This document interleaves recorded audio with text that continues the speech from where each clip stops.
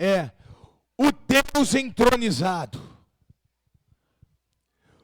Hoje de manhã no batismo nós tivemos uma presença de Deus sobrenatural. Uma presença gostosa de Deus. Algo assim que só não sentiu quem não quis. Quem estava dentro de uma forma de gelo, um iceberg, qualquer coisa. A presença de Deus. Mas eu quero dizer a você, se você não sentiu, você vai sentir hoje. Porque eu estou na expectativa do que Deus vai fazer. As pessoas que estão aqui, as pessoas que vão assistir amanhã essa pregação offline no YouTube, eu não sei, irmão, Deus vai te surpreender. Assista e fica ligado. Não se distraia, porque Deus ele vai se manifestar na sua vida hoje. E você vai sair daqui hoje transformado. Você vai ser tocado pela glória dele hoje. Quantos querem ser tocados pela glória de Deus hoje? Diga amém. Diga eu quero. Você vai ser tocado pela glória de Deus. Salmo de número 22, versículo 22. 22 não. Salmo de capítulo 22. Vamos ler tudo. Salmo 22. Quem achou, diga amém. Quem não achou, diga escola de líder. Domingo que vem, escola de líder, 10h30 da manhã. Deus meu, por que me desamparaste? Por que te alongas das palavras do meu bramido e não me auxilias? Deus meu, eu clamo de dia e tu não me ouves, e de noite eu não tenho sossego. Porém tu és santo, o que habita entre os louvores de Israel, diga os louvores de Israel. Em ti confiaram os nossos pais, confiaram, e tu os livraste. Só essa parte, depois nós vamos ler novamente. O texto aqui é um texto messiânico, ele aponta para Jesus. Quem é membro aqui da igreja sabe que eu sempre faço alusão a isso, que Deus, a palavra ela é revelada, a palavra ela é inspirada e a palavra ela é iluminada. Então, apóstolo Paulo, quando estava escrevendo as cartas aos romanos, a epístola, né, como nós gostamos de dizer, estava escrevendo as cartas, ele não sabia em momento nenhum que aquilo que ele estava escrevendo, que era um conselho regional, uma geografia, uma igreja local, estava com problema, e ele escreveu uma carta da onde ele estava, algumas foram escritas da prisão, tipo Efésios, tipo Coríntios, 1 Coríntios, 2 Coríntios, como Timóteo, que ele estava na sua última prisão, Tito, Filemão.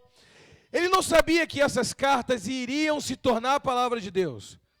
Ele só tinha como apoio a estrutura do Antigo Testamento. 400 anos depois, no Concílio de Nicéia, no ano 393, Atanásio, dentro de uma reunião, num clero, vamos dizer assim, eles, em jejum e oração, começaram a definir quais cartas seriam fechar o cânone, a canonicidade, os livros sagrados do Novo Testamento. Então Paulo estava apoiado, meu amado, em cima de toda a estrutura do Antigo Testamento e daquilo que ele conhecia do Antigo Testamento, do que ele ouvia falar dos apóstolos, como testemunha ocular de Jesus. Então ele estava sendo inspirado por Deus para escrever a Bíblia e ele não sabia. Assim como tantos outros homens, embora Jeremias sabia que o que Deus estava falando para ele era um recado para o povo de Israel, também ele não sabia que ia fazer parte de um acervo, porque a palavra Bíblia vem de biblioteca, ou seja, é uma biblioteca, vários livros acoplados em um só. Por isso vem a palavra Bíblia. Nenhum deles sabiam, mas Deus utilizou eles na situação que eles viviam. Seja Paulo, quando era novo, quando escreveu aos Efésios, ele disse: porque nós estamos assentados nas regiões celestiais em Cristo Jesus. Como ele disse, olha, Deus te escolheu nele antes da criação do mundo para ser santo e irrepreensível na sua presença. E ele fala de coisas assim, parece até filosófico, né? Mas ele entra com profundidade no reino do Espírito, ao ponto de Pedro dizer assim: olha, irmãos, Vocês estão querendo mudar o que Paulo está ensinando por causa da sua erudição, da sua inteligência e as suas palavras difíceis de entender. Vocês estão se aproveitando das cartas dele para adulterar o evangelho. Não faça isso. Então imagino que Paulo, na carta original, ele escreveu com muita erudição. Acho que só um doutor conseguia, de fato, interpretar as cartas de Paulo, com muita inteligência. Embora Deus usou ele, na sua sabedoria, ele também não sabia que aquilo ali ia se tornar a palavra de Deus. Ele queria resolver um problema, ele queria ser versátil. Essa carta vai chegar aonde eu não vou chegar. Então leve essa carta para lá, leve essa carta para cá. Em vez de eu ir lá na Macedônia pregar e ensinar eles, você leva a carta e a carta vai falar por mim.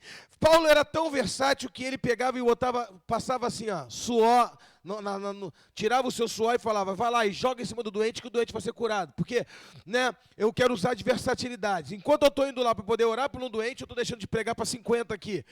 Não é isso? Então, é mais ou menos assim. E ele também não sabia que esse ato ia ser escrito no livro de Atos dos Apóstolos, que também ia se tornar a palavra. Ele não sabia disso. Ele estava ali inteiro de coração. Às vezes, irmãos, você precisa entender o seguinte: Deus quer te usar completamente, e você não sabe a hora que Ele vai te usar. É um ato divino, como Marcelão disse, Pedro disse, né? Ele replicou a palavra de Pedro, porque Deus nos fez participantes de sua natureza divina quando Ele enviou o seu Espírito para morar dentro de nós. Então nós temos a essência de Deus dentro de nós. Então nós não vamos hoje escrever uma nova Bíblia porque foi fechado, mas nós somos essa Bíblia. Quem está entendendo? Por isso que o livro de Atos dos Apóstolos, capítulo 28, ele termina sem pé e sem cabeça, não tem uma saudação, não tem nenhum fechamento dizendo que a paz do Senhor Jesus, como 2 Coríntios, capítulo 13, que Paulo termina, que a paz do Senhor Jesus, a graça do Senhor Jesus, a paz de Deus, o amor de Deus, não é isso? A graça do Senhor Jesus e a doce consolação do Espírito Santo seja com vocês. E nós impetramos essa bênção até hoje. É a carta de Paulo aos Coríntios. Nós usamos isso para encerrar o culto, né? Mas em Atos dos Apóstolos não tem esse encerramento. Por quê? Porque, na verdade, não é o Atos dos Apóstolos. O nome do livro foi dado por homem, Atos dos Apóstolos. Mas, na verdade, não é Atos dos Apóstolos. Seria o ato do Espírito Santo através do homem. Esse seria o nome do livro, deveria ser o nome do livro. O ato do Espírito Santo através do homem. Jesus subiu aos céus. Os apóstolos morreram. Não é isso? Estão aguardando o juízo. Glória a Deus. Estão assentados nas regiões celestiais com Cristo Jesus. E a igreja continua crescendo. Porque Deus continua ainda entronizado no meio do seu povo. Deus ainda continua usando homens. Numa conversa, numa música, num papo informal, Deus está te inspirando e você... Gente, eu não sabia que Deus estava me usando dessa maneira. E a pessoa fala, olha, eu estava com esse problema e você chega e começou a puxar assunto comigo relacionado ao meu problema. É o Espírito Santo te usando. Quem está entendendo isso, irmão? Quantos querem ser usados pelo Espírito Santo de Deus? E quando você terminar uma conversa, tu achar que é algo informal e você perceber como eu fui usado. Quem já aconteceu isso? Como eu fui usado. Glória a Deus. E ele continua fazendo isso. Por isso ele quer estar entronizado no meio do seu povo. E aí Paulo, ele vai lá e prega com toda a ousadia para Coríntios. Ele diz assim, olha, vou encontrar com vocês cara a cara, vai ser pior o negócio, hein? E aí, aquele jeito dele, né? Ele dá uma bronca em João Marcos e diz, não vai andar comigo também não. Aquele dia tu correu lá, né? E agora também tu não vai andar comigo não. Briga com Barnabé, quebra um pau com Barnabé, pega Silas, vai para um lado, pega o outro. Igreja, diga igreja. Igreja tem problema. E ele vai para um lado, mas no final da vida dele, ele diz assim para Timóteo, Timóteo, traz João Marcos para perto de mim, eu quero... Ele já era um senhorzinho, afetado pela prisão, era um outro homem. Eu costumo dizer que as cartas de Paulo revelam os Paulos. Não foi um Paulo só que escreveu as 13 cartas, foram os Paulos. Por que os Paulos? Cada carta foi escrevida, uau! Paulo deve estar assim, Paulo deu uma requebrada, porque ele era pentecostal, né? Essa aí não foi eu falei não, escrevida é por tua conta. É porque, irmão, matemática eu não sou muito bom não, mas em português eu destroio. E aí, apóstolo Paulo, ele diz o seguinte, traga ele, porque os Paulos, ele escreveu uma carta numa fase, daqui a pouco ele estava outro, né? É assim, tu é pai? Tu bate, tu bota de castigo, não tem nem piedade do teu filho, né? Mas quando tu é avô, tu enche ele de balinha de doce, né? Porque você não é mais o mesmo. Como disse Heráclito disse assim, um filósofo, o rio e o homem, a cada segundo, não é mais o mesmo. A cada segundo que passa, você não é mais o mesmo. Muito mais quando você está imerso na presença do Senhor e o Senhor está entronizado no meio do teu povo, está entronizado na sua casa, Ele te renova a cada minuto. Você não é mais o mesmo que chegou, mesmo que chegou atrasado para o culto, mas também não é mais o mesmo. No próximo, tu vai chegar no horário certo. Mas você não é mais o mesmo. Mas o que traz essa transformação? O que traz esse entendimento? É Deus em nós. É a natureza de Deus dentro de nós, se movendo em nós. Quantos estão entendendo isso? Então o salmista agora, ele está falando, profetizando um salmo messiânico. Ele está falando aquilo que ia acontecer com Jesus lá na frente, o que Jesus iria falar: Deus meu, por que me abandonaste? Mas, na verdade, o salmista aqui não estava pensando numa palavra profética. Ele estava sentindo de verdade. Ele estava passando luta de verdade. Quando ele diz assim, ó, o Senhor está no alto trono, subindo em trono, e eu estou aqui na terra com problema. Ele está sendo real nos seus sentimentos. Deus nunca teve problema nenhum em você ser verdadeiro com Ele. Quando o Marcelão disse que nós temos que estar nu diante de Deus, irmão, não é só tirar a roupa, não. Embora Deus não tenha problema nem com isso. Deus não deixa de estar contigo quando você está no banheiro tomando banho. Ele está querendo estar nu, ser verdadeiro com Deus. Diante de Deus, ninguém pode ocultar nada. E ali você vai se despir diante de Deus. E vai falar a verdade. Porque não adianta tu se ocultar diante de Deus. Ele conhece teu coração. Quem está entendendo? É isso, tá bom, Marcelão? Estou interpretando aqui. Não foi só o freedom, não. Tá? Então o salmista está agora sendo usado por Deus, mas na sua aflição. Quantos aqui já foram usados por Deus na sua aflição? É lógico. Quantas vezes, irmãos, eu sem nenhum real no bolso, passando um perrengue, e uma pessoa pediu um gabinete para ficar 1 hora falando que está com falta de dinheiro, e eu olhando, o que é isso, rapaz? Deus é maior na tua vida. E aquela vontade dentro de mim de dar uma murmurada e falar, é mesmo, parece que Deus abandonou tu e eu também junto. E ali, você ali abre a boca e fala, irmão, igual o Marcelo falou, dinheiro não é tudo, bem que aí no subconsciente está assim, mas bem que poder resolver um problema aqui agora. E aí tu está ministrando para a pessoa, mas tu está sendo ministrado também. Deus me usando na minha aflição. Uma mulher fala, meu marido é um grosso, teu marido acabou de te dar uma bronca dentro de casa, fazer uma ignorância para você, a tua discípula fala, eu não aguento mais esse homem. Faz isso não, minha filha. Está amarrado. Repita comigo, está amarrado. E tu acabou, né? A alma dá vontade de chegar e falar assim, é mesmo, larga ele, vamos morar juntos, as duas. Mas aí você fala assim, não vou fazer a vontade da minha alma. Eu vou fazer o que a palavra diz que tem que fazer. Aí tu fala, minha filha, se submeta. Essa veia aqui chega estufa. Submeta. Irmãos, eu costumo dizer o seguinte, né? Se você tiver que engolir um sapo, não adianta você ficar olhando para ele, que ele vai ficar mais feio cada momento que você olha para ele, engole logo. Então é mais ou menos por aí. Se você tem um princípio para obedecer, obedece logo. Se você ficar analisando se tu vai obedecer ou vai desobedecer, cada vez o diabo vai te tentar desobedecer. Não é isso? E Deus faz, Deus muda, Deus transforma os ogros em gentleman, né? Olha para o teu marido e fala assim, tua hora está chegando. Pode falar mesmo, ele não vai ficar chateado contigo, bate de novo e fala assim, tua hora está chegando. Seu gentleman, abençoado. E é verdade, e Deus está fazendo, amém? Quantos creem? As mulheres estão sem fé? Diga assim, amém. Diga, Deus está fazendo. E vai fazer, meu amado, porque Deus é poderoso para fazer. É guardar a palavra. Não é isso? É guardar a palavra. Mas quantas vezes nós estamos na nossa aflição e estamos sendo usados por Deus? Né? E é verdade. O salmista está nessa condição. E aí Deus parece tão distante. Então ele percebeu. No salmo todo, ele percebeu uma coisa. Ele disse, olha, falar para Deus a minha dor e murmurar não vai diminuir a minha distância entre Deus e eu. Ou entre Deus e mim. Agora estou me redimindo no meu português, entre Deus e mim. Não vai redimir, não vai mudar. A minha dor não vai aproximar Deus de mim, porque senão, aonde que teria mais a presença de Deus seria lá no INCA, no Hospital do Câncer. E não é essa a realidade. Deus, ele vem aonde ele é invocado, aonde ele é aclamado. Tem dois lugares aonde Deus se manifesta. Pode anotar aí, não tem problema não. Dois lugares onde Deus se manifesta, aonde ele é adorado e aonde ele é revelado. Deus só se manifesta em dois lugares, eu vou repetir.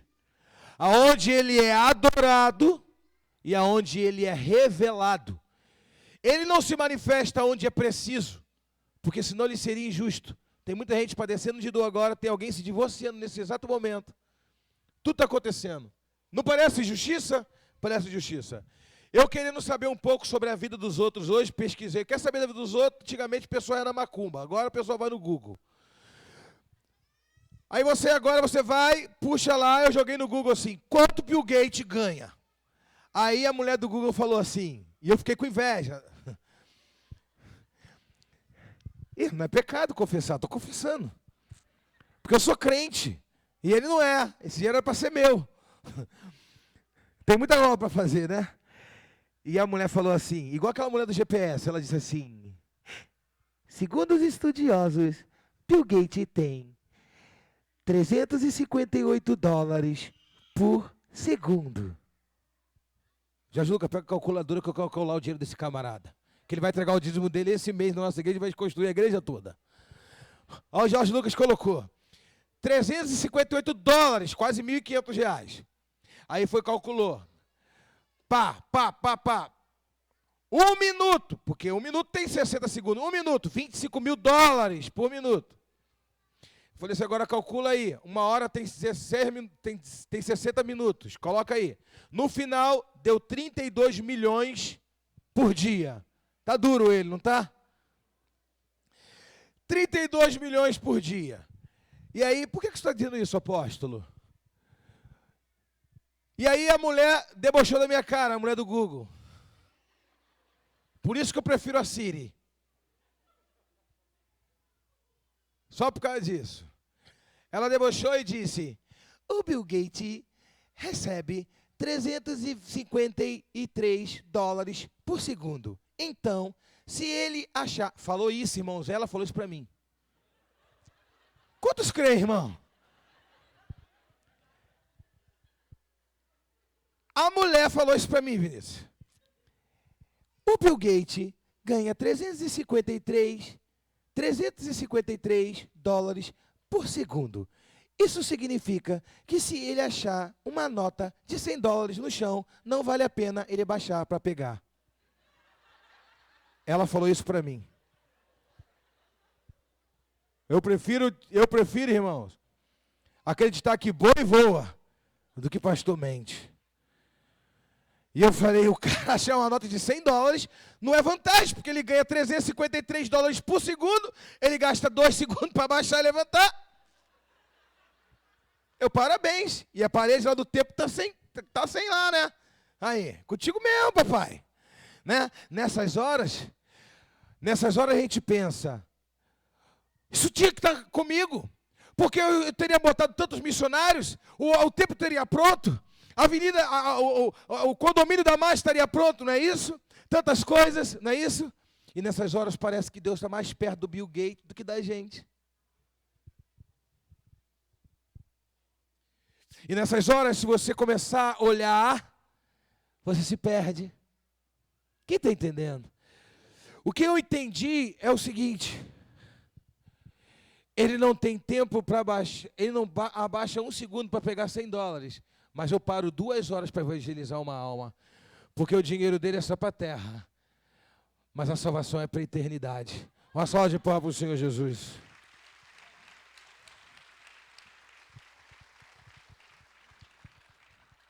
Eu quero ver o dinheiro dele financiar uma mansão na beira do rio da vida, com árvore de 12 frutos, pela eternidade. Não vai, não dá, não sustenta. Não é um final de semana, não. É a eternidade. E aí ela, querendo abusar da gente, ainda disse assim: se ele gastar R$1 milhão por mês, ele vive 258 anos. Você, pois bem, 258 mil, R$1 milhão por mês durante 258 anos, então eu estou na vantagem. O sangue de Jesus está me financiando pela eternidade na rua de ouro. Uma salva de palmas para o Senhor Jesus.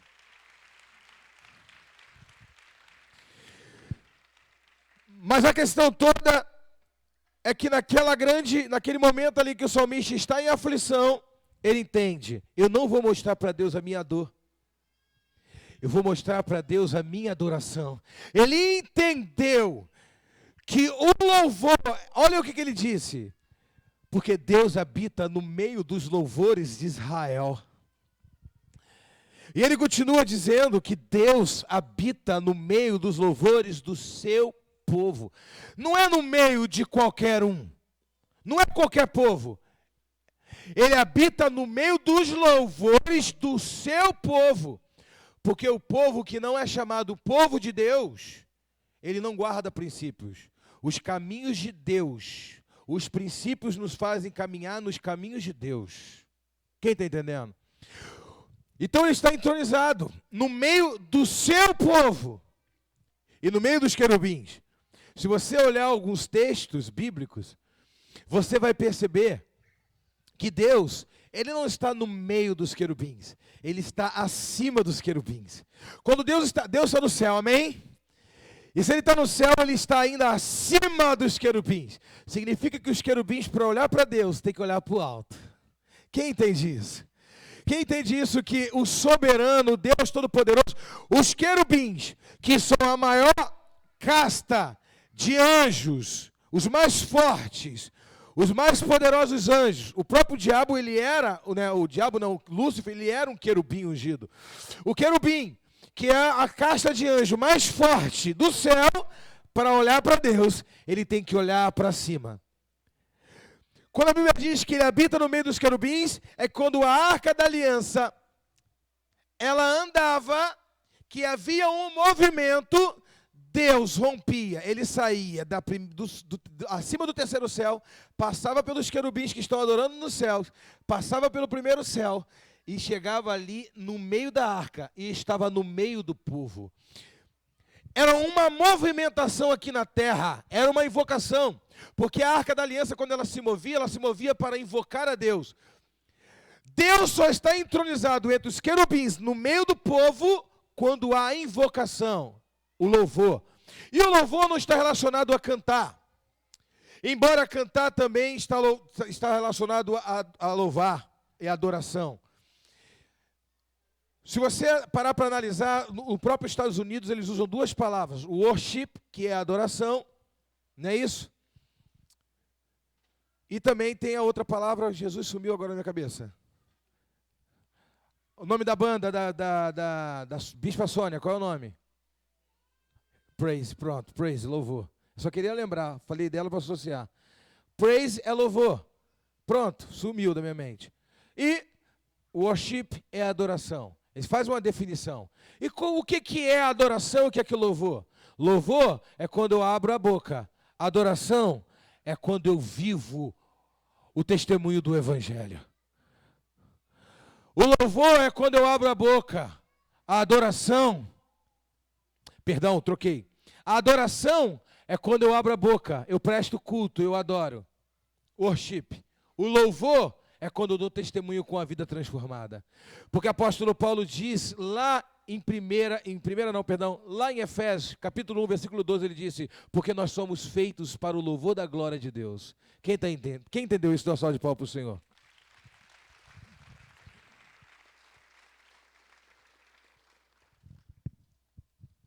Se Deus habita no meio dos louvores, o que atrai Deus é o louvor.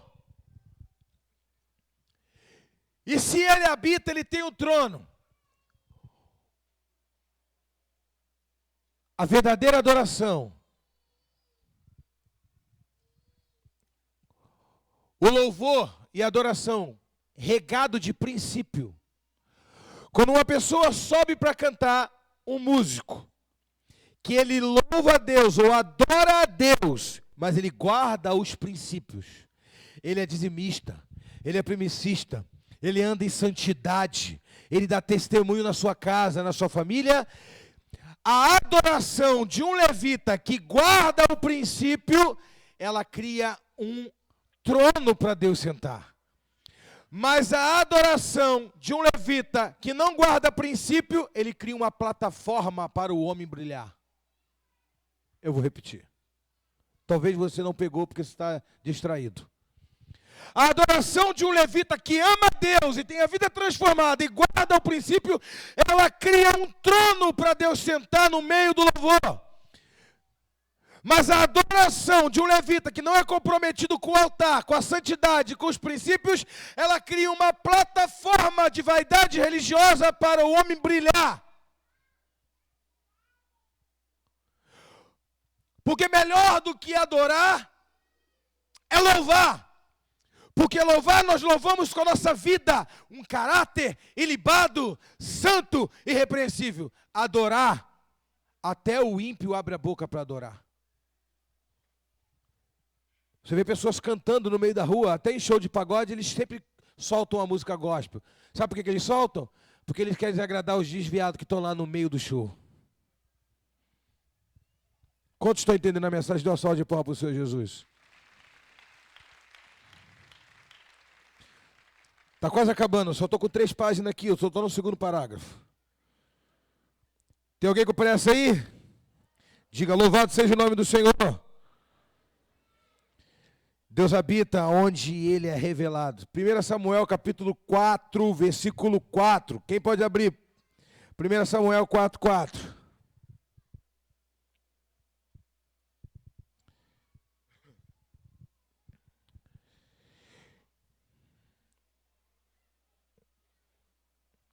Vamos ler dos versículos, vamos do 4 em diante.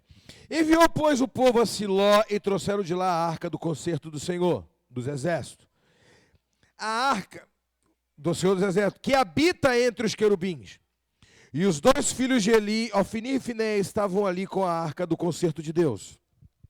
E sucedeu que, vindo a arca do concerto do Senhor ao arraial, todo Israel jubilou com grande júbilo, até que a terra estremeceu. A Bíblia mente? Exagera? Até que a terra estremeceu.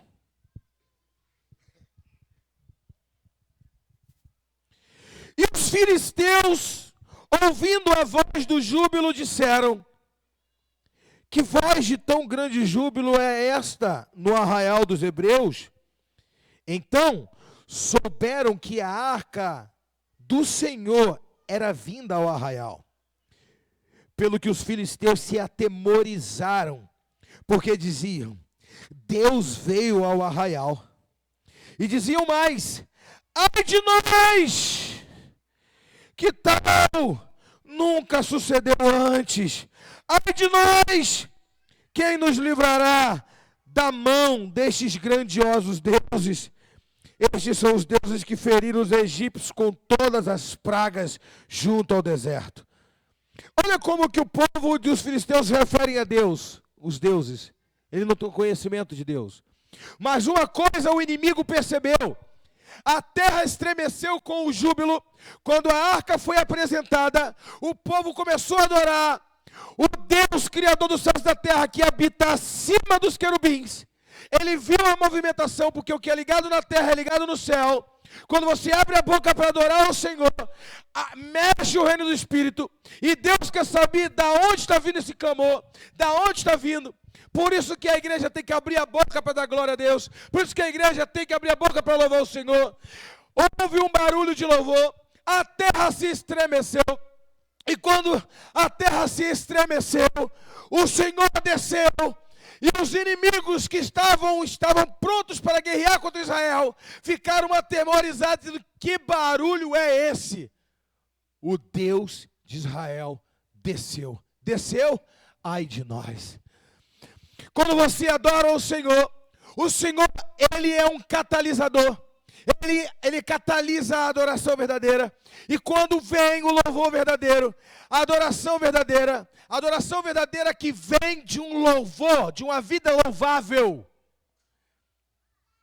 Deus desce, a terra estremece.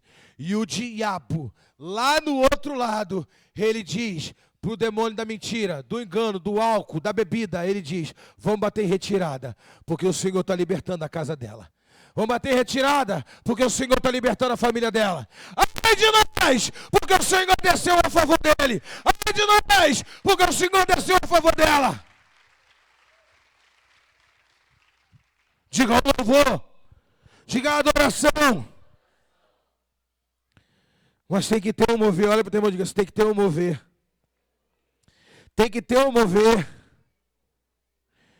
Eu tenho que fazer algo aqui nessa terra. E Deus desce. O que Deus vê?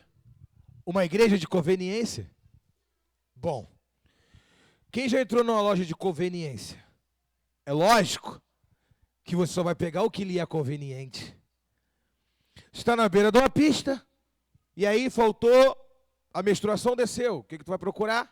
O que lhe é conveniente.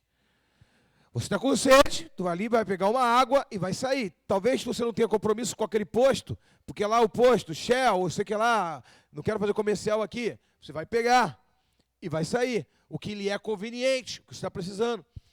Quando o povo entender que a igreja não é um lugar de conveniência, que Deus não é um Deus de conveniência, quando o povo parar de ir de igreja em igreja, procurando um milagrezinho, para poder suprir uma necessidadezinha, e parar de fazer de Deus o Deus da sua conveniência, eu vou buscar Deus porque eu quero resolver um probleminha no meu casamento.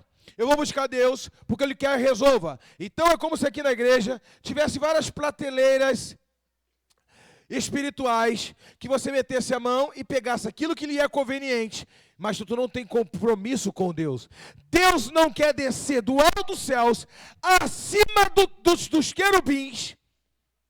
Ele desce para atender uma conveniência sua. Ele desce para ser entronizado na sua vida.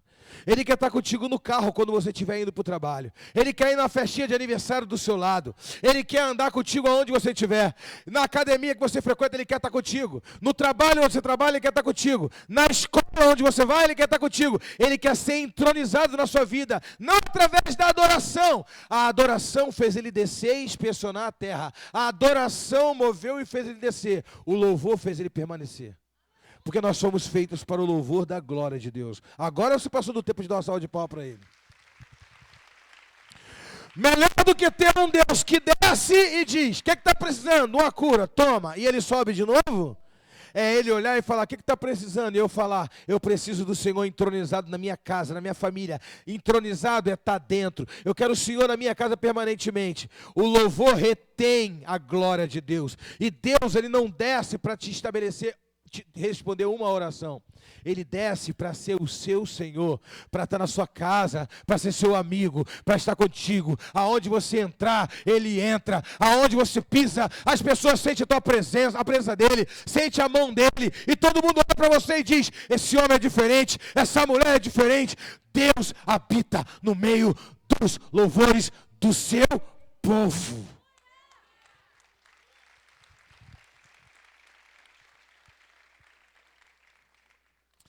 Abra comigo no Salmo 22, vamos ler algo interessante. 22.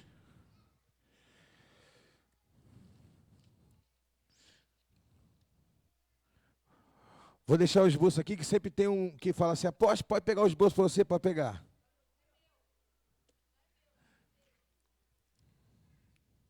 Quem achou?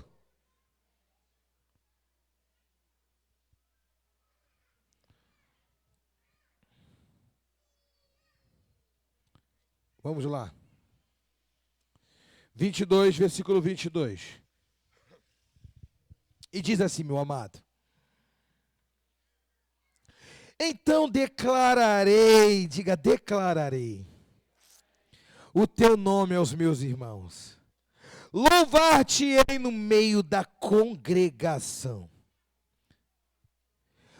Olha o que o salmista diz depois de reconhecer que Deus é o Deus que diminui a distância entre ele e eu através... O louvor diminui essa distância. Tu falado...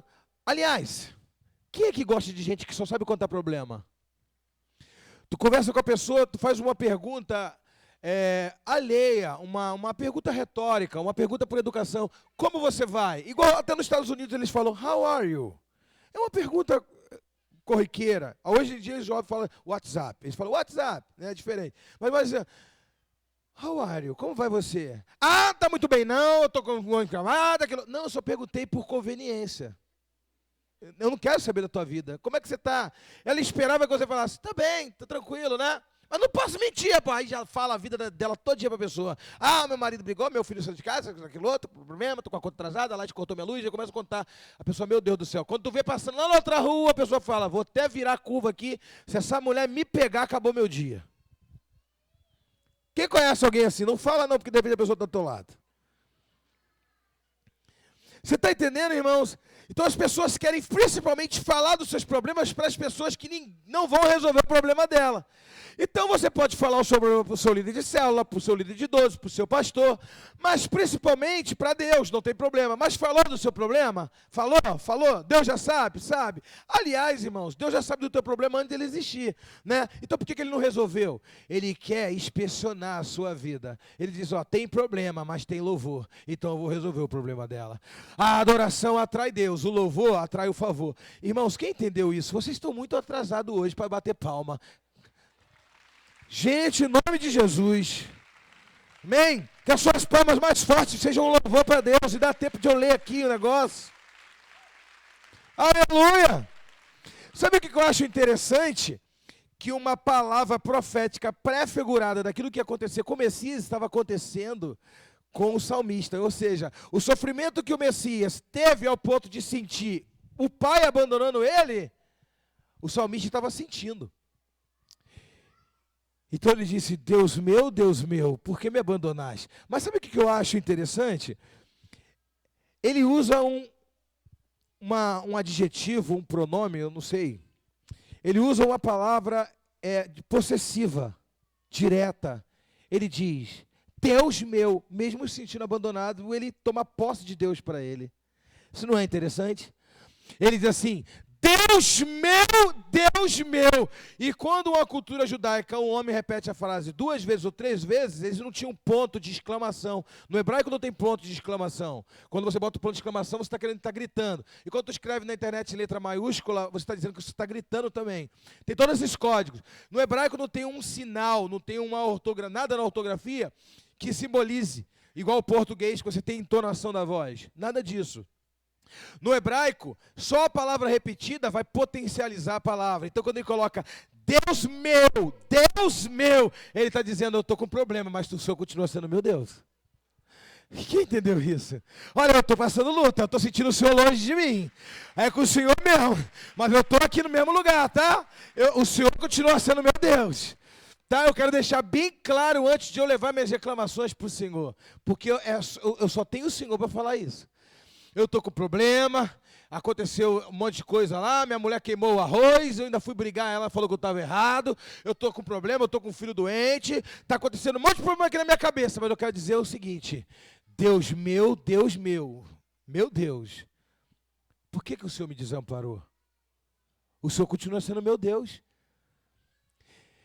Irmãos, olha só, o segredo de uma comunhão com Deus, que nos livra de pecar, nos livra de nos afastar de Deus, é mesmo quando nós sentimos que Deus nos abandonou, permanecemos fiéis a Ele, entendendo que Ele é nosso Deus. Porque quando eu falo, Deus meu, Ele me diz, meu povo. E a oração de 2 Crônicas 7,14 é, se o meu povo, eu vou repetir, se o meu povo, que se chama pelo meu nome, se humilhar e orar, não é qualquer um. Ele disse, se o meu povo, que se chama pelo nome de quem? Que se chama pelo meu nome, que diz assim, Senhor, em nome de Jesus. Além de ser meu povo, tem que clamar pelo meu nome. Se o meu povo, que se chama pelo meu nome, se humilhar e orar e buscar a minha face, então eu ouvirei do céu, sararei o seu pecado, perdoarei o seu pecado e sararei a sua terra. Porque Deus está entronizado nos louvores do seu povo. Não no louvor da forrozeira que para um pouco e canta a música. gospel. Não é aquele outro que chega lá e fala assim, canta até a música, né? Como usar que eu... Aí a mulher tá lá. Glória, que bênção, né? Isso não é adoração. Olha para o teu irmão de que a verdadeira adoração vem do louvor do povo de Deus. Tem que haver remissão e arrependimento para ter louvor. Pode ter adoração sem ter louvor, mas o louvor é estilo de vida transformado. Agora sim você pode. Aleluia! Louvado seja o nome do Senhor! O Senhor está descendo hoje na sua casa, na sua família. Ele está entronizando no seu lar, porque Ele disse, hoje eu vim louvor nessa casa. Hoje eu vim transformação de vida. E hoje eu estou entronizado na tua casa.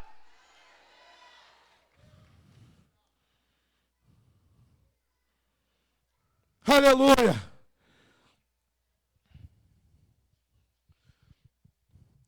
Essa é a segunda etapa da pregação. Uma pessoa uma vez chegou para mim muito honesta, né? Às vezes eu fico pensando assim, guarda um pouco da tua sinceridade para você. Apóstolo, eu tenho que te confessar um negócio, eu não gostava do senhor não, na verdade eu te odiava. O que é isso? Como é que uma pessoa pode me odiar? Eu sou uma pessoa tão boa. Mas na verdade eu que parei para me analisar, eu fiquei pensando, o que levou essa pessoa a me odiar? Hoje ela não me odeia mais, mas por que ela passou a me amar? O espírito que agia na vida dela não gostava de mim. Você está entendendo isso? A nossa luta não é contra a carne, nem contra a sangue, é contra principados e potestades. Quem entende isso? Então ele estava incomodado comigo, então não gostava de mim. Natural. Então, mas aí eu fico pensando, o que leva uma pessoa a odiar um pastor? Por mais que o pastor não seja tão agradável, amém? Mas o pastor não mata ninguém, não estupra ninguém, não rouba ninguém, não faz nada de errado com ninguém. Por que odiar? A palavra odiar é uma palavra muito pesada, né? Olha, eu não tinha muita simpatia com o senhor, uma coisa, mas eu odiava. O que leva uma pessoa a odiar a outra pessoa?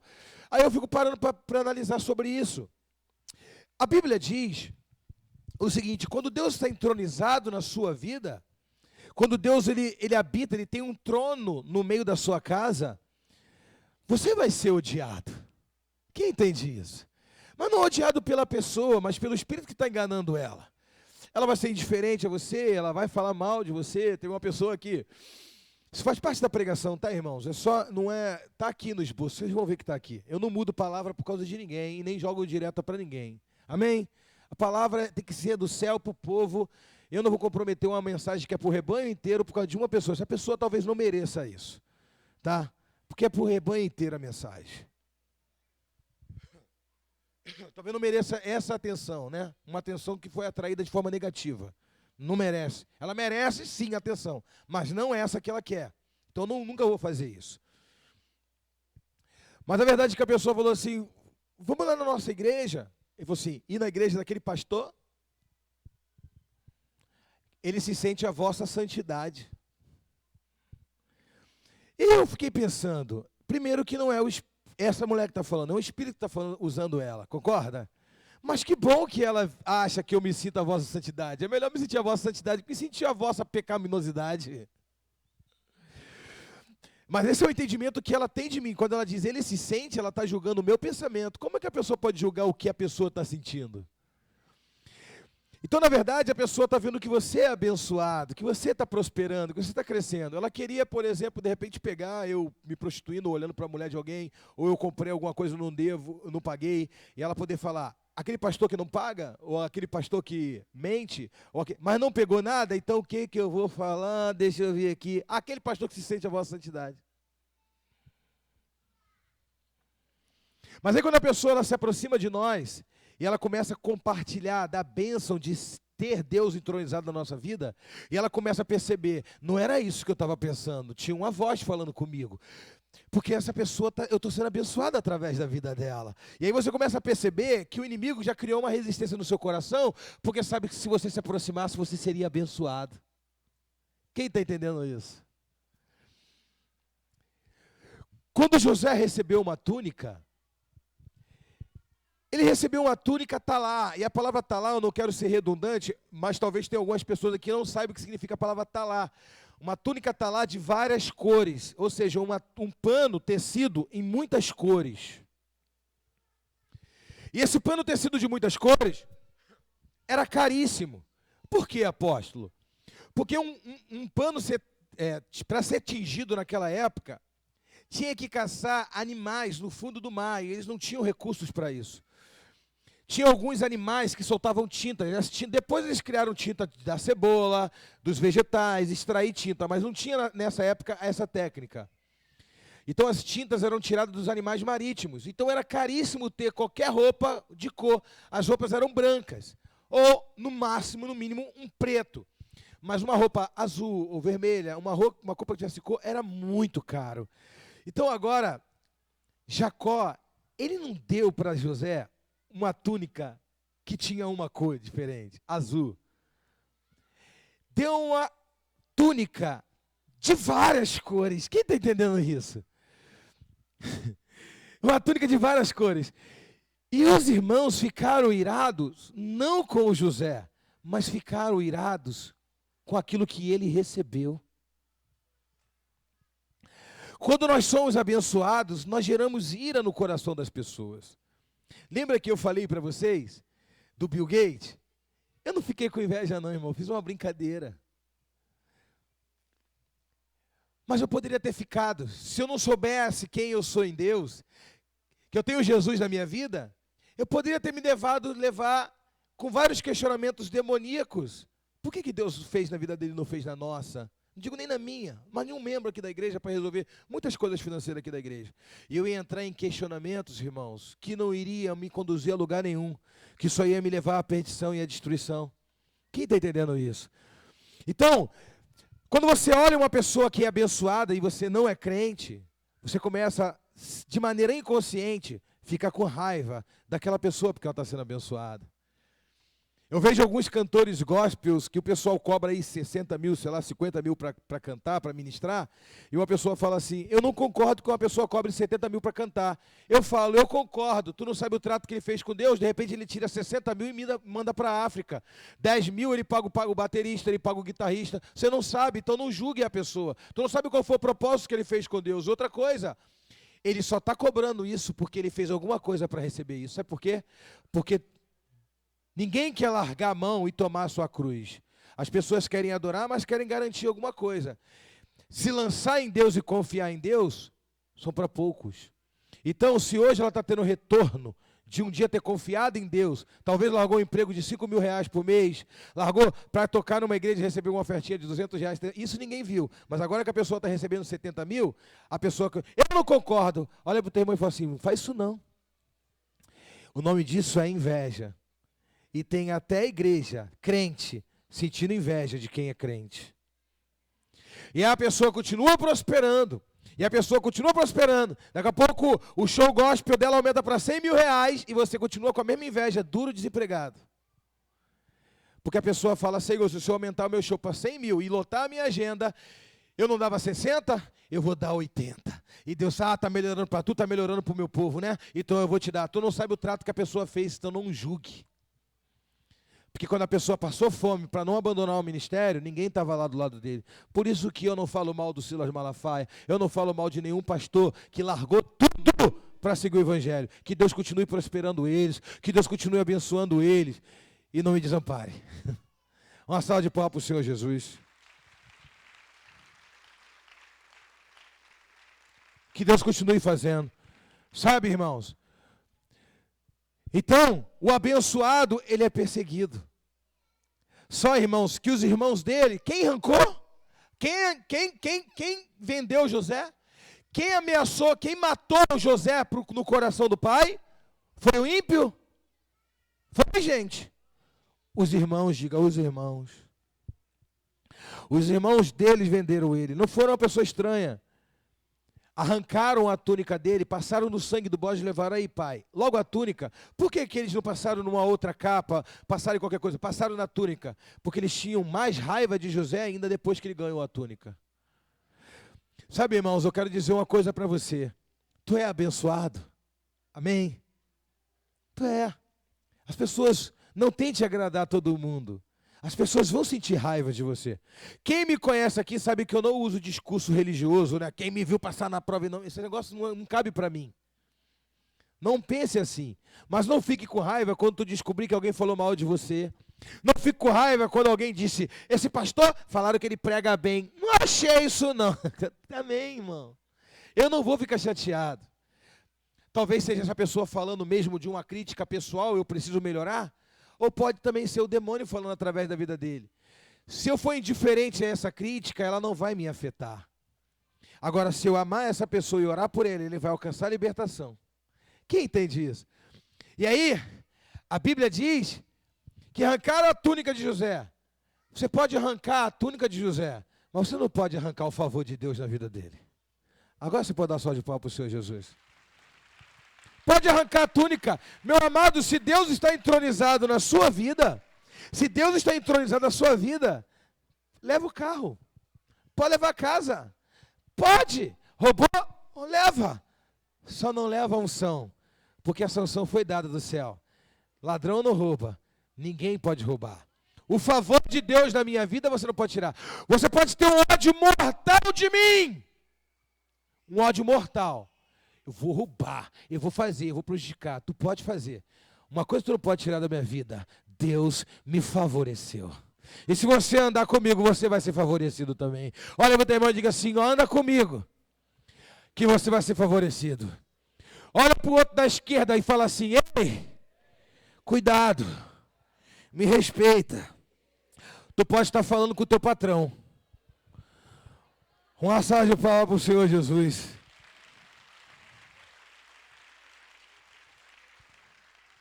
É verdade? Quem está entendendo isso, meu amado? Então, eles entenderam, olha, cara, eu não... Por isso que no Êxodo, diz assim, eu sou o Senhor teu Deus, que te abençoo e te guarda. Olha o que a Bíblia diz. Eu sou o Senhor teu Deus, que te abençoo e te guarda. Por que Deus disse eu te abençoo e te guardo? Porque a partir do momento que Deus te abençoe, irmão, Ele tem que garantir a tua segurança, porque as pessoas vão querer te prejudicar. É como se Deus falasse assim, olha, vou te dar um carro. E aí você fala, louvado seja o nome do Senhor. E aí você vai e recebe o carro. Aí Deus fala, agora me devolve ele. Eu estou te dando, é teu, mas eu vou guardar. Eu te abençoo e te guardo. O que eu te dou, eu dou e protejo. Eu te dei teu casamento, agora me devolve ele que eu vou guardar. A inveja não vai destruir teu casamento. A tua casa, foi tua casa, foi eu que te dei, agora me devolve ela, o que eu te guardo. Porque eu sou o teu Deus, que te abençoo e te guardo.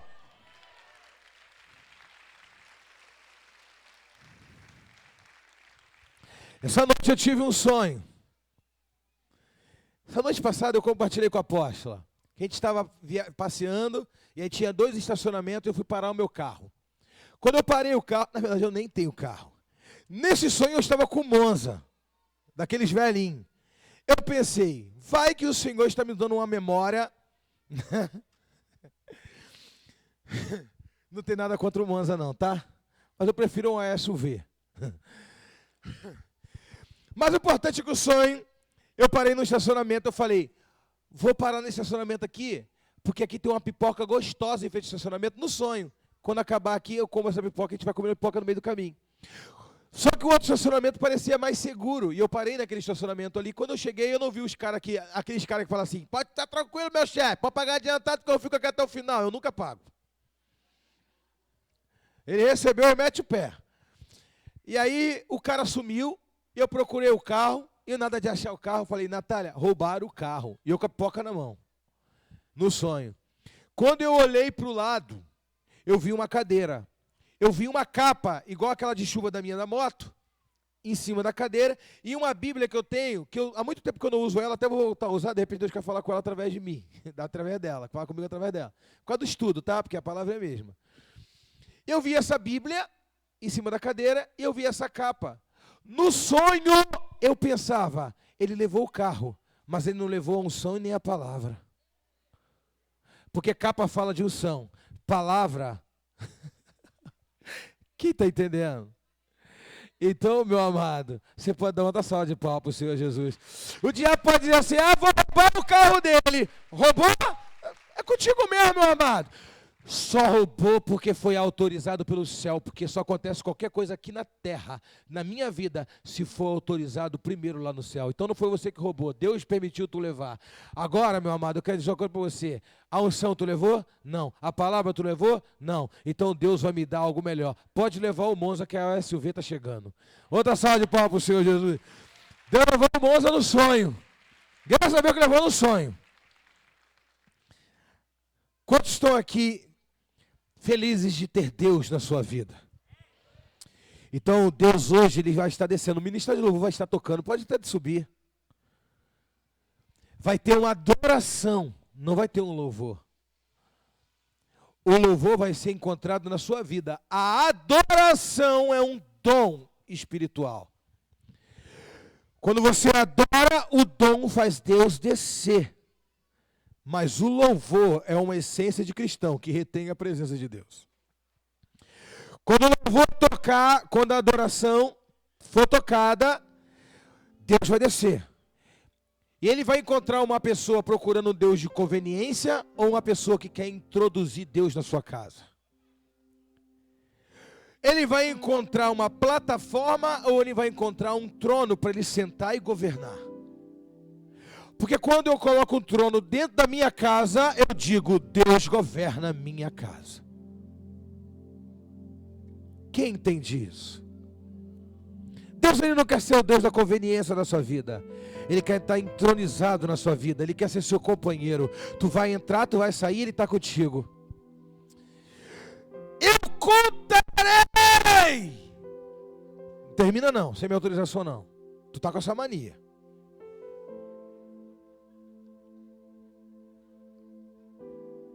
Só porque está passando de 40 minutos já fica, não vai dar. Não vai dar sim.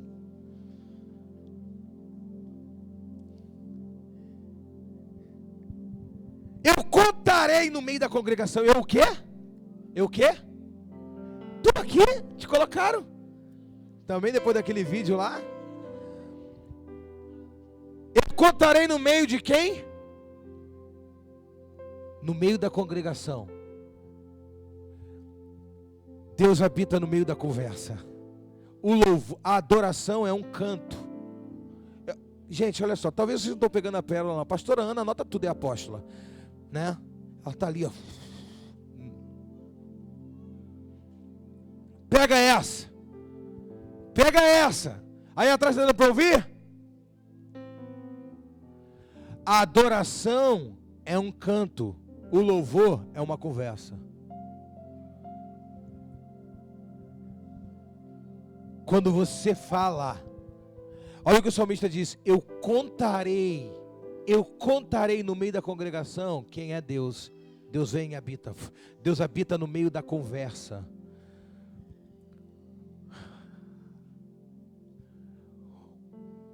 Com quem você anda conversando vai determinar a tua prosperidade. Eu vou repetir. Com quem você anda conversando vai determinar a tua prosperidade.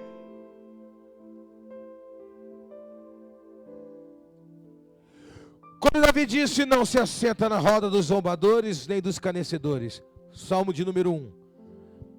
Tem gente que acha que ímpio é aqueles que estão no mundo. Tem muito ímpio dentro da igreja. A conversa dele e dela está criando um trono para o Satanás, não para Deus. E você está parando para conversar com essa pessoa. Eu contarei os benefícios e as bênçãos de Deus tem feito na minha vida. Eu contarei no meio da congregação. Aonde que ele disse que ia contar? No meio dos meus irmãos, no meio da congregação. Eu vou parar perto de uma pessoa e vou dizer, ei, Deus é bom. Irmãos, eu já tive tantas experiências com Deus no meio de uma conversa. Uma vez eu estava conversando com uma pessoa, ele falou, pastor, fala para mim um pouco da sua vida. Conversando com a pessoa na mesa, no restaurante. Já tive muitas experiências assim, de eu começar a conversar e a presença de Deus vir. Eu começar a contar, Deus fez isso na minha vida, Deus fez isso, eu começar a contar, e a presença de Deus vir se entronizar no meio de nós, e o cara começar a chorar, e ele falar: pastor, eu estou sentindo a presença de Deus. Eu falo: também, meu filho. No meio de uma conversa saudável, Deus alcança e faz um trono. No meio de uma conversa, cuidado com quem você está conversando. A conversa tem que ser aquela saudável, que glorifica a Deus e faz uma habitação de Deus. Deus habita no coração do homem. Ele quer fazer um trono no meio do seu coração. E a boca fala que o coração está cheio. Não pare perto de pessoas que só sabem falar mal. Pessoas que só têm críticas destrutivas. Não pare perto de pessoas.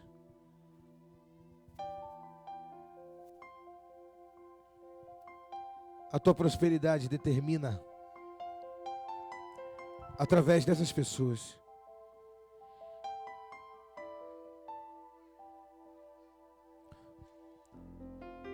Você sabia que o diabo ele tenta você para você nunca ser um líder de célula? Porque na maioria das experiências que você vai ter com Deus, vai ser quando você estiver falando do amor dele para alguém, porque Deus habita no meio da conversa. Deus habita no meio da conversa. A conversa é louvor, cantar é adoração. Nunca mais esqueça isso. O que você fala louva a Deus. O que você canta adora a Deus. Quando você fala, você louva a Deus com a sua vida, e todo mundo vê que você teve a vida transformada. Nossa, que mulher agradável, só tem palavra de vida, ela não tem palavra de crítica, ela não fala mal de ninguém, ela só tem palavra de vitória. Deus habita na sua casa. Mas quando a pessoa fala: tu viu o louvor? Não estava tão bem. A cantina não estava gostoso. O pastor fala demais. Não sei o que lá. Percebeu essa atuação demoníaca? Essa conversa está partindo para um lado demoníaco. Identifica e corta a conversa, porque o diabo também habita no meio das conversações da maledicência. Assim como o Senhor, Ele habita no meio da conversa saudável de louvor, o diabo quer roubar a adoração e o louvor de Deus. Ele habita nas más conversações. Quantos querem Deus entronizado na sua casa? Quantos querem a presença dEle? Quando você move a arca, quando você move algo, a tua atitude faz Deus descer do céu e habitar no meio dos querubins. A sua atitude aqui no físico faz o mover no reino do Espírito.